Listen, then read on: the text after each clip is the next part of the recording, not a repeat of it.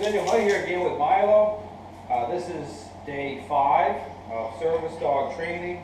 Milo's coming along really well. Again, I encourage you to go back and watch all the videos because I'm going right through the whole process right from day 1. And so here in this video here, I'm going to be demonstrating the exercise of getting a dog to pace you. This setting up the default sit.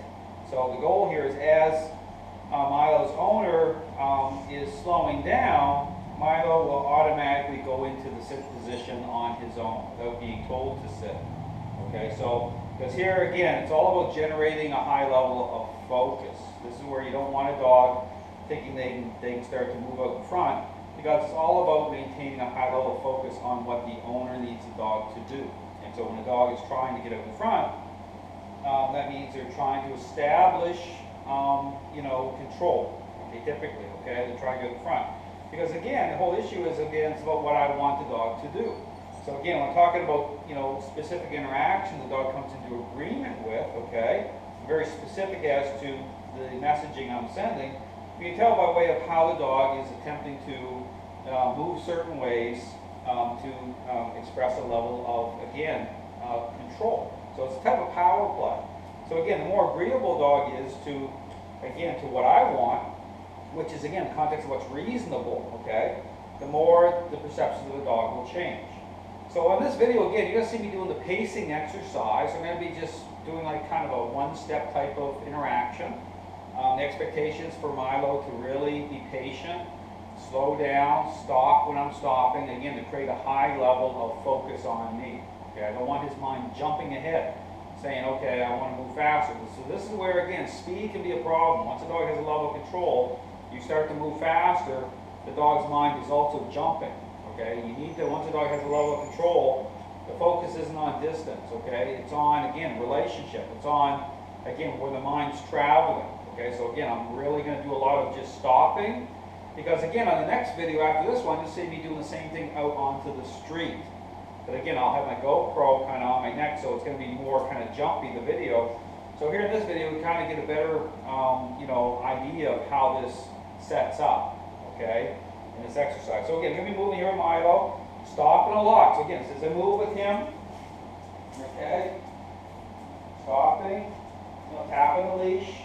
So as I stop, again, I'm tapping the leash a little bit because I'm giving him additional information, okay, that I'm halting. So part of the thing you need to do as I'm stopping is I'm also tapping the leash here a little bit, okay. I may have to push on his bum, okay. It's a good idea to continue to do that. Even here, okay, I'm nudging the leash at times a little bit when I feel, okay, that he's expressing a level of control, just a little bit. Because again, there's a very specific way I'm doing this to get him to release, okay, to really relax, to really the stress to come off of him. So you'll see my hand moving certain ways, okay. This is just like the leash is your paintbrush, but it's knowing how to paint that picture. So same thing, moving with him, stopping, see, great automatic sit, okay, that's what I want. Moving with him, tapping, see I'm tapping, may have to push. When you push, it's not about pushing hard, okay? It's just about kind of guiding him into that position. Moving here, nudging with my leg a little bit. Tapping, same thing. See, he's looking up at me. I want really good focus. Doesn't have to be looking in my eyes, but there's a type of inwardness, okay? That's why I refer to it about fading in, okay? Because here's the thing: is you don't want your dog to be card counting it as well. I call it kind of card counting. We're like saying, okay, Dale does, he steps forward 1.5 seconds each time. They'll take 2 steps. So the dogs are amazing. Okay, they'll hold a level of control. Okay, especially once you're dealing with a dog that already has a level of control. Okay, they start to anticipate. They start to work it out because their mind is always moving ahead, saying, okay, 4 houses down on the right, there's a dog right there. Are walking, very routine oriented, right? You don't want to get into that, okay? This is about the dog understanding, hey, I'm in control. Yeah, there was a dog down the street, 4 houses down, but guess what? I own it, okay? And how that, plays out through the method is really getting a level of fade in, which means you got to stop, halt, take your time. Because here's the amazing thing, and you put everything I say to the test about this whole card counting thing. You get into a routine and you're stopping, you know, 0.5 seconds, and you start to change it up. Change it up means you add on, you stop, you stay still for an extra, say, 30 seconds or 1 minute, and see what happens to your dog. This is how they kind of expose that. If you stay, like right now, I'm stopped with Milo, okay? He's very patient. He's like saying, okay, Dad, I'm agreeable to this. But if I've moved forward and I'm like going too fast and I'm not, you know, and the dog starts to kind of toll, I call it like card counter or toll boothing me, right? Sticking a quarter in, and then how I can expose that that's what's happening. I stop for an extra minute, and the dog will start going crazy. Okay, start to resist, start to go into challenge because they're saying, hey, hold on here a second. This isn't the agreement. We signed over the last few weeks that I get up to that house and I can see that other dog and it's within like 19 minutes and 30 seconds. Okay, and that's how you know you get a problem. Okay, this is why it's important. Stop, take the extra time. If the dog's going crazy, then you know, okay, that you need to work on patience, not on distance that way. You need to, you know, rebuild the relationship, and it comes through the integrity of these interactions with really stopping, taking your time, making sure you're not faded out. Okay, you want to be faded in. So same thing, forward.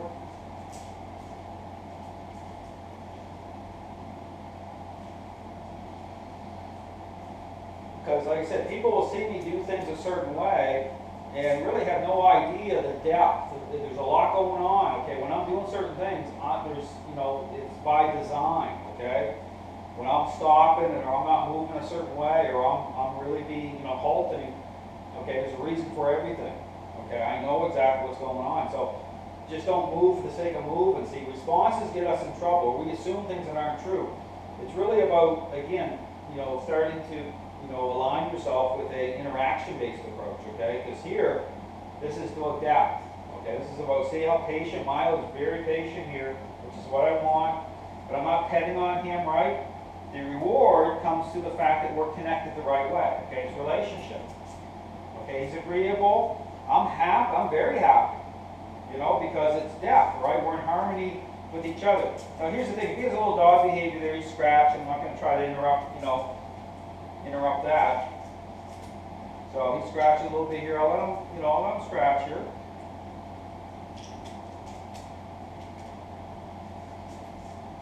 Okay, I'll move forward here again with him. Again, this is about default sit. So same thing. I want him to start going to the sit on his own, automatically, in a very consistent way.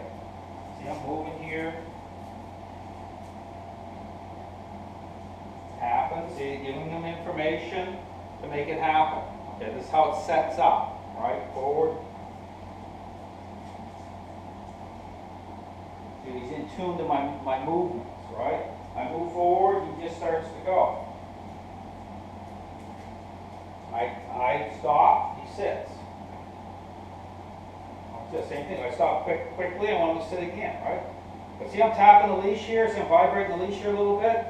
This is me telling him to the leash that I want him to sit. I shouldn't have to say the word, okay? I want him to automatically start to do it as I slow down. Now this is just day 5 in, okay? So this is some good stuff happening here with Milo already. Now here's the thing is, if there's hang time, if he's hovering, don't wait too long. Put him into it, okay? That's the way to set up. Don't just hover there, let him hover there. If he's not automatically going into it, we're in process, we're in training, you've got to assert influence. Don't let that hang too long, okay? Same thing here. I stop, slow down, tapping the leash. I don't want it to hang too long, so I'm going to put him into it. There's times he's going to go in, but it's going to get better and better and better as the days go by here. Same thing, slowing down. I want it to happen automatically. So I didn't have to push very hard, just a little bit of I want it to happen. I want him to do it.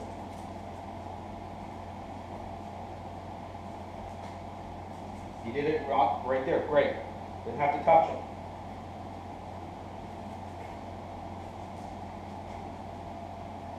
Did it there. Fantastic. Like I said, I have to be prepared. If he doesn't do it, did it there. Did it great. I'm going to go around one more time.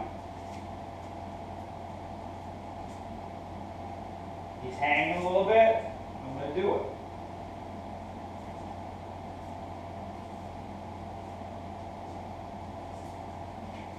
Same thing, guide it in too. So same thing too. If he's starting to shift out a little bit, like if he's starting to go in, I feel his body moving out, I need to corral him in. I want him right here in the exact spot that I want. Okay, very, very specific. So again, I'm just all to say that Milo's doing great.